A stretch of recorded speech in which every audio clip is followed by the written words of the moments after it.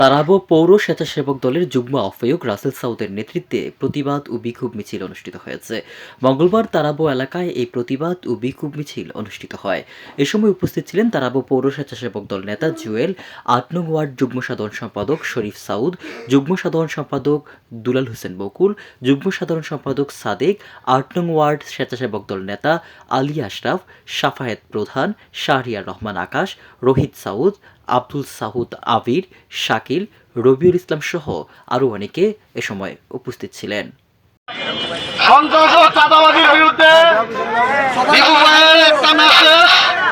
রূপগঞ্জের মাটি ও মানুষের নেতা মনি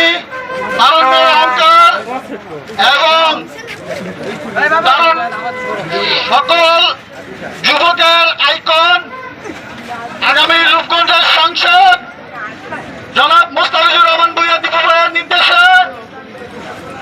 আমরা আরো পৌর স্বেচ্ছাসেবক দলের প্রত্যেকে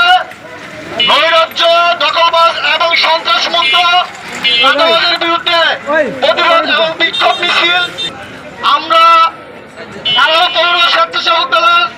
প্রত্যেকে নৈরাজ্য, দখলবাজ এবং সন্ত্রাস মুক্ত চাঁদাবাজের বিরুদ্ধে প্রতিবাদ এবং বিক্ষোভ মিছিল শান্তিপূর্ণভাবে সুশৃঙ্খলভাবে আমরা দেখাতে চাই।